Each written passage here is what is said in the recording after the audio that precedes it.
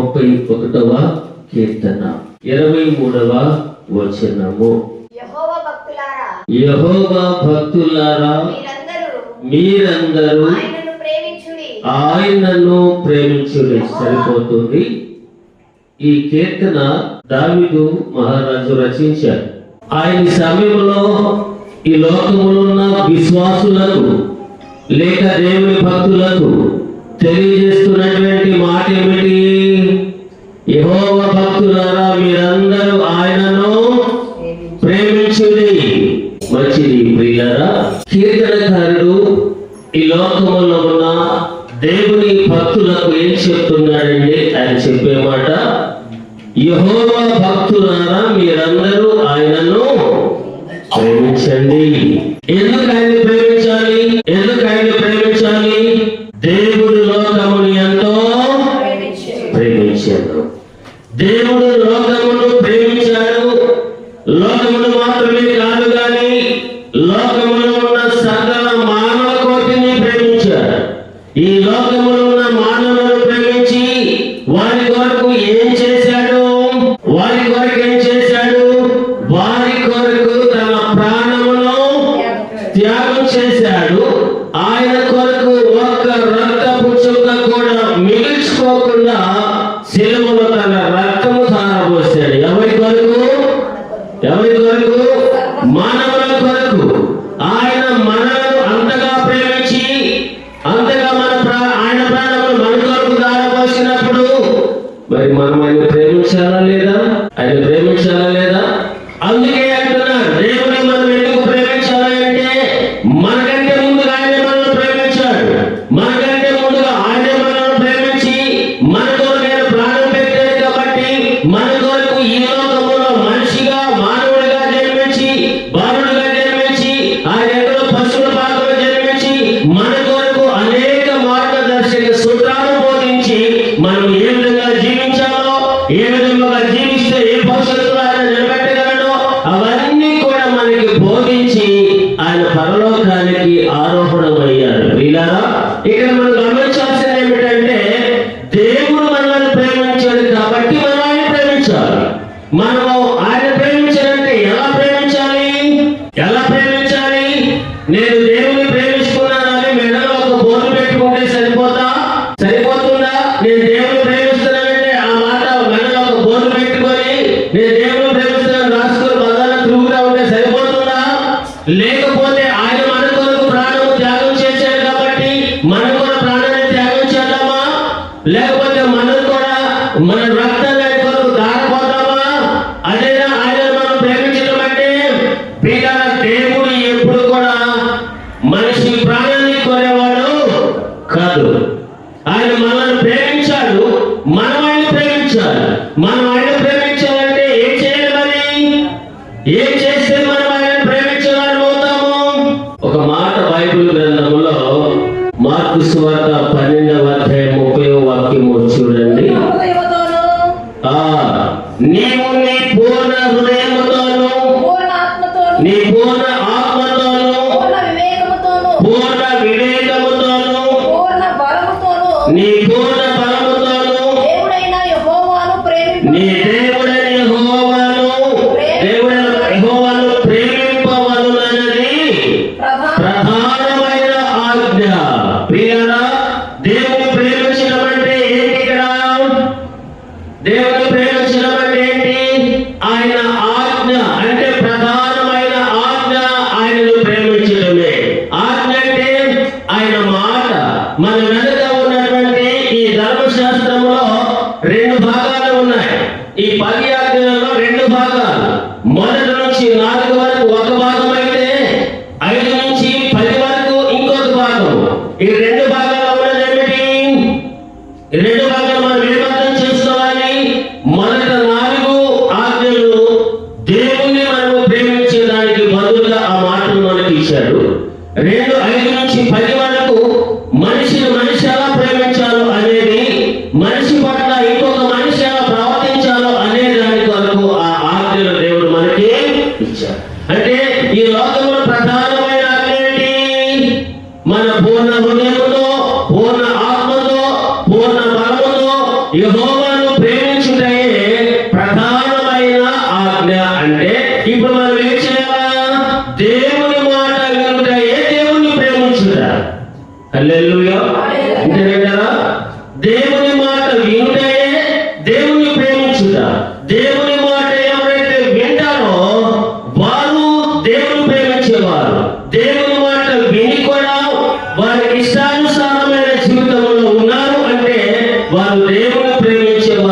జాబితాలోకి రారు.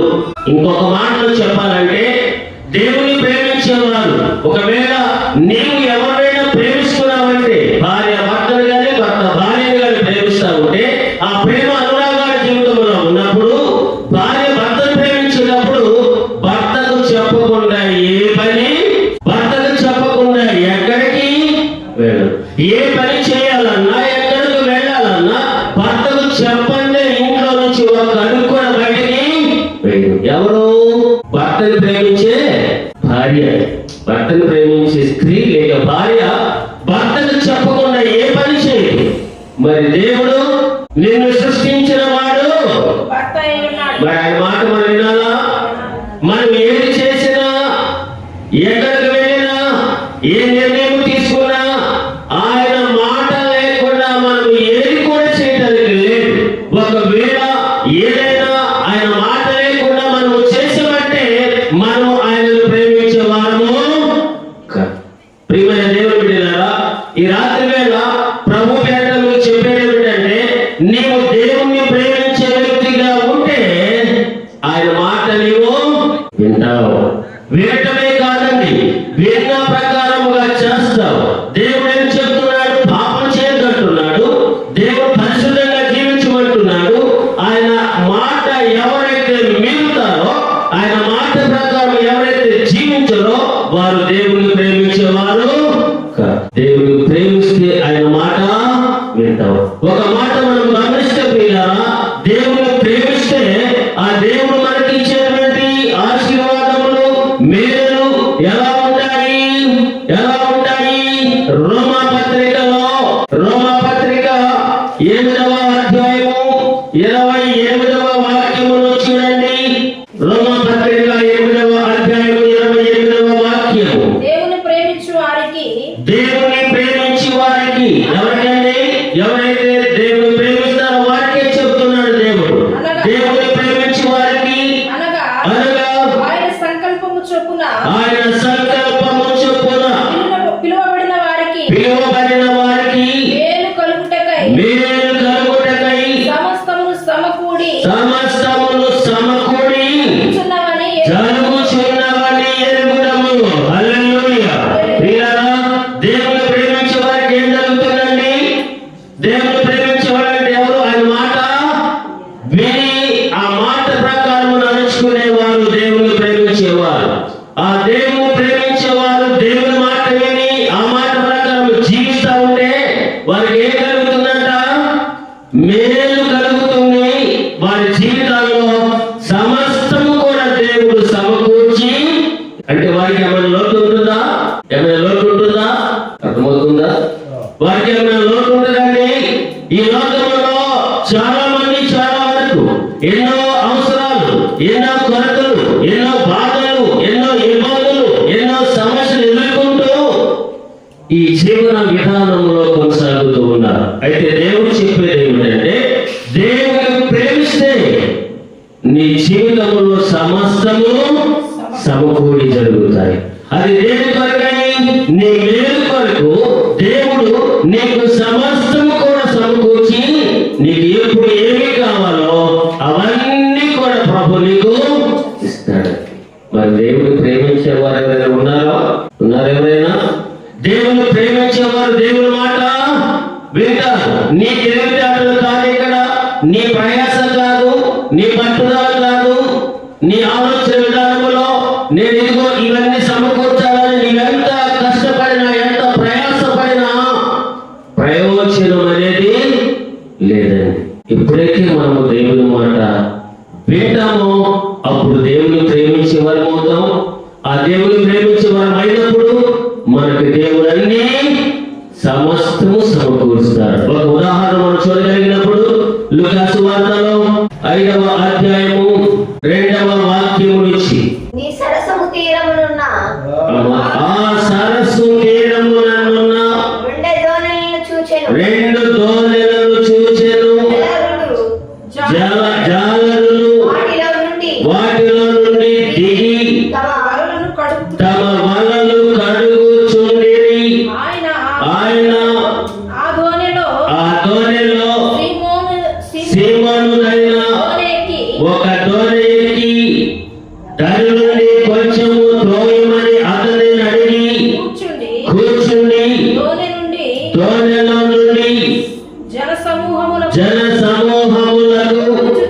బోధించుచుండెను.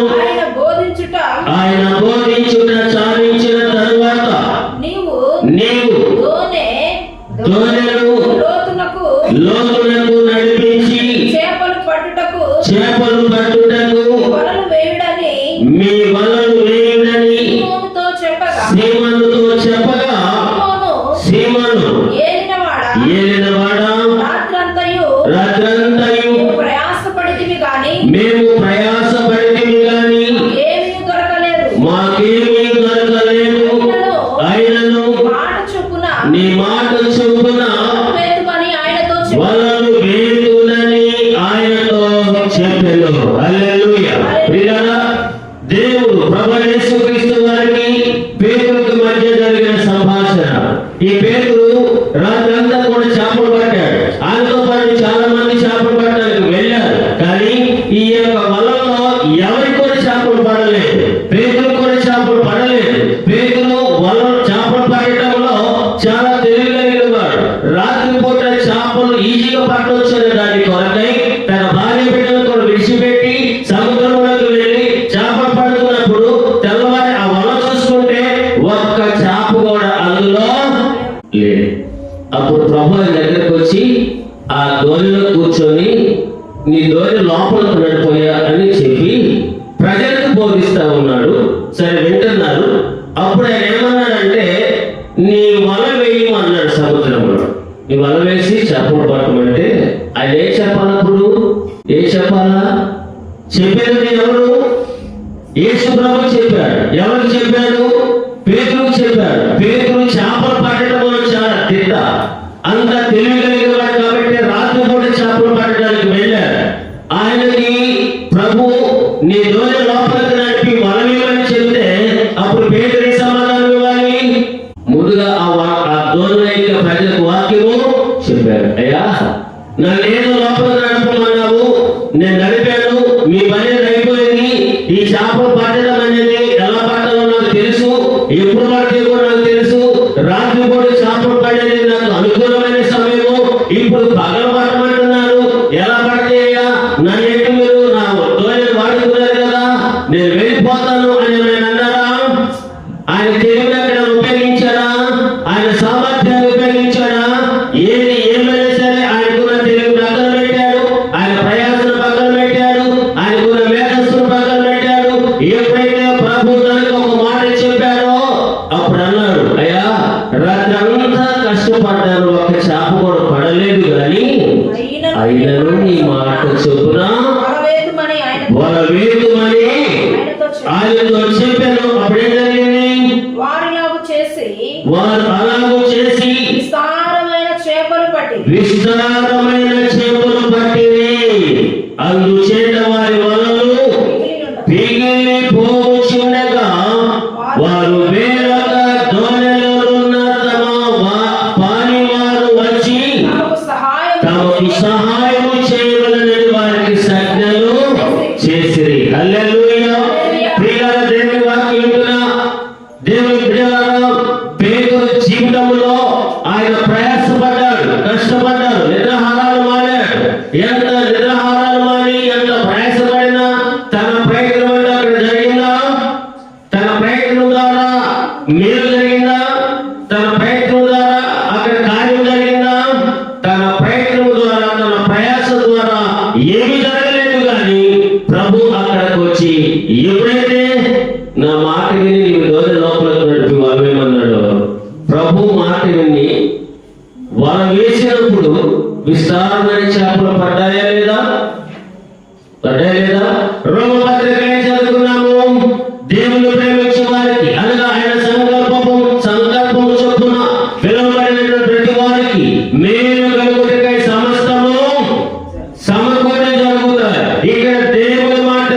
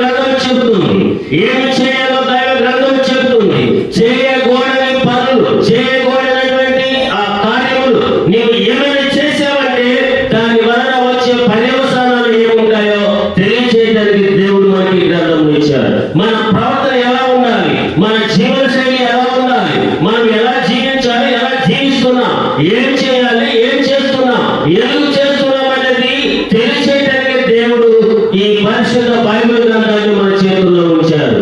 ఏది మనం నమ్మక వాస్తేగా మనకి నచ్చినప్పుడు, మనకి కుదిరినప్పుడు ఎవరో ఏదో చెప్పారని అనుకోకుండా మనం వెళ్ళటం కాదు, కానీ దేవుని యొక్క వాక్యం మనకి ఏం చెబుతుందో అదే చేస్తే నీ జీవితంలో విస్తారమైన ఆశీర్వాదం. ప్రియులారా, 4వ వాక్యం ఏం చెబుతుంది అక్కడ? 4వ వాక్యం ఏం చెబుతుంది? విశ్రాంతి దినమును పరిశుద్ధముగా ఆచరించాలి. అది ఎవరి మాట? దేవుని మాటే. ఆ దేవుని మాట దైవ గ్రంథంలో లేదా? దేవుని వాక్యములో లేదా? దేవుని వాక్యములో ఆ మాట ఎందుకని మీరాలి? ఆ మాట ఎందుకని మీరు మనము దేవుని యొక్క దీవెన పోగొట్టుకోవాలి? అది బైబిల్లో లేదా? మనం చదివేటప్పుడు కనిపించట్లేదా? అది పాటించడం లేదు అంటే అప్పుడు దేవుడు మనల్ని దీవిస్తాడా? దేవుడు మనల్ని ఆశీర్వదిస్తాడా? దేవుని మాట ప్రకారము చేసినటువంటి, దేవుని మాట ప్రకారము నడిచినటువంటి, దేవుని మాట ప్రకారము ప్రవర్తించినటువంటి పేదలకి దేవుడు విస్తారమైన చేపలు పట్టి ఆయనకి సంతోషాన్ని కలిగించే జీవితాన్ని ఇచ్చారు. ఈ దినమున మరి దేవుని మాటలు, దేవుని గ్రంథం మన చేతుల్లో ఉన్నప్పుడు, ఆ గ్రంథంలో ఉన్నటువంటి మాటలు మనం వినేటప్పుడు మరి ఆ మాట ప్రకారంగా మనం నడుచుకుంటున్నామా? నేను దానిలోకి వెళితే విశ్రాంతి దానిలోకి వెళితే చాలా చెప్పుకుంటారు. చాలా మంది ఏమంటారంటే ధర్మశాస్త్రం అనేది లేదు, కొట్టివేయబడింది అంట. యేసు ప్రభు శిలువలో కొట్టివేయబడింది, ధర్మశాస్త్రం లేదంట. ఓకే, లేదు, కొట్టేశాడు. ఇక్కడ ఏముంది? 6వ ఆజ్ఞ ఏముంది? చంపేసి. అక్కడ 7వ ఆజ్ఞ ఏముంది? 8లో ఇవన్నీ మనం చేసేసి కొట్టివేసాడు ఆయన. కొట్టేసినప్పుడు ఇవన్నీ చేయొచ్చు కదా. సరే, కొట్టేసాడు, చేస్తున్నాం. రేపు తీర్పు ఎలా తీరుస్తారు? నీకు అక్కడ తీర్పు ఎలా జరుగుతుంది నీ మీద? నీ లోకంలో దొంగతనం చేస్తే నీవు దొంగతనం చేసిన పాపం అక్కడ వాయిపడుతూ ఉంది, అది నీ మీద తీర్పుగా వస్తుంది.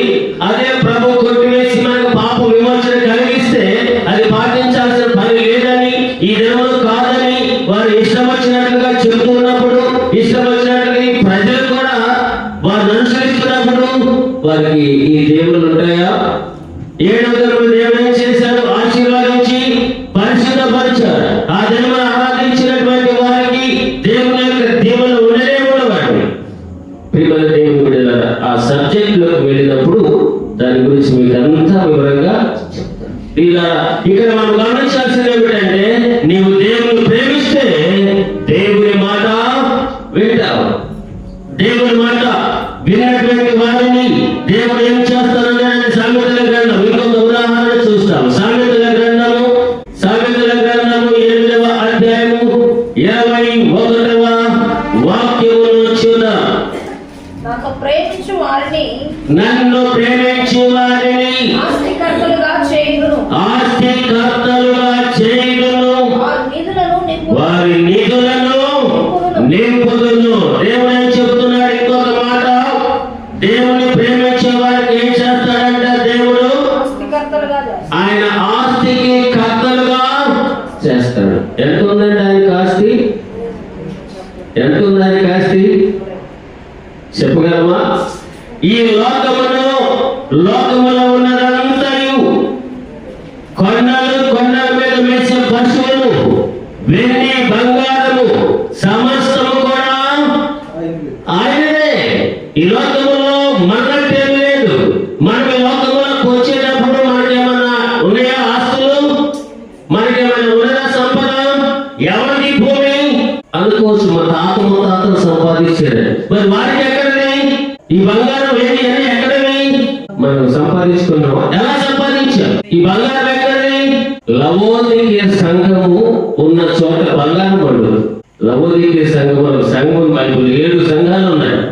ఆ సంఘాల్లో లవోదికీయ ఉన్న సంఘములో, ఆ సంఘం ఉన్న ప్రాంతంలో బంగారం పడుతుంది. మరి బంగారం పడితే అక్కడ ఆ సంఘానికి కూడా చెప్పారు, నీవుంటే వెచ్చగా ఉండు, లేకపోతే చల్లగా ఉండు. నిలువెచ్చగా ఉంటే మొఖం మీద ఉమ్ము వేస్తానన్నాడు. అర్థమేంటి? అందుకని నీవేమనుకుంటున్నావు? నీవేదో ధనం సంపాదించాలని,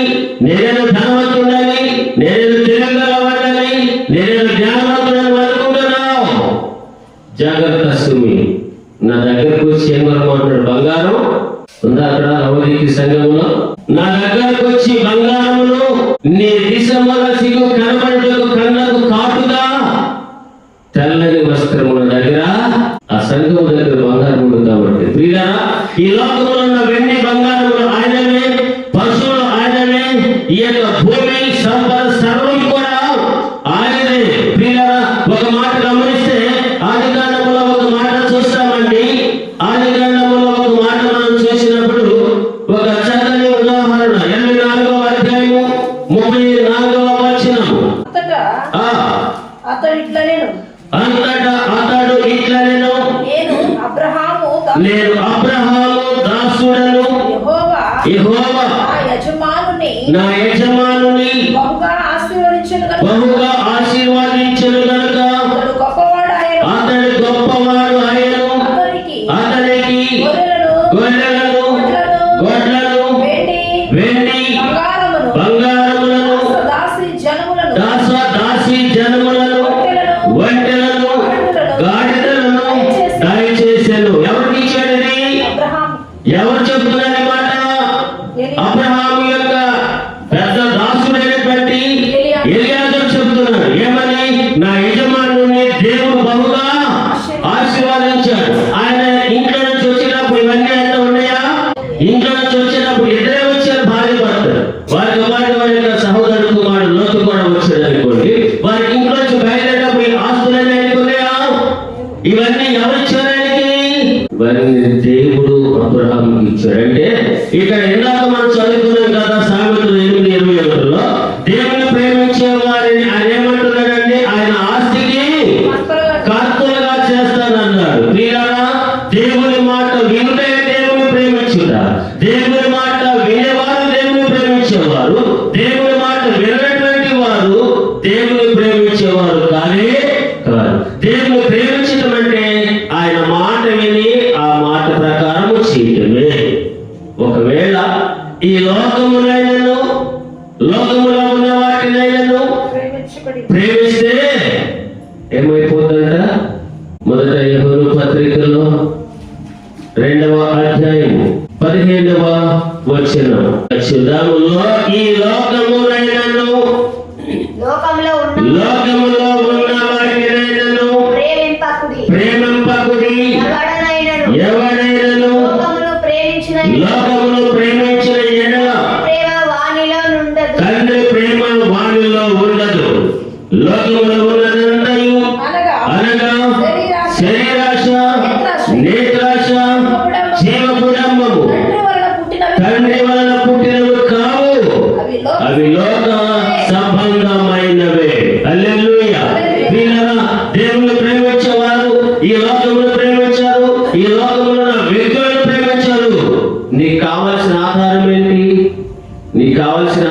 ఏంటి? నేను ఒక సేవకుడిగా ఉన్నా, దేవుని వాక్యములో ఉన్నది ఉన్నట్లుగా చెప్తేనే మీరు నా మాట విన్నారు. నేను గొప్పవాడినైనా సరే, పండితుడైనా సరే, ఏదో మీ మధ్యకు వచ్చి 4 మాటలు గొప్పగా చెప్పినంత మాత్రాన పాస్టర్ గారు బాగా చెప్తున్నారని కాదు. నువ్వు బాగపోతే మీ ఇంటికి వచ్చి పరామర్శించి మీకేదో సహాయం చేసినంత మాత్రాన ఆయన పాస్టర్ గారు దేవుని సేవకుడిగా గుర్తించే కాదు కావాల్సింది. దేవుని వాక్య ప్రకారము చెప్తున్నాడు లేదు, అది మనకు కావాలి.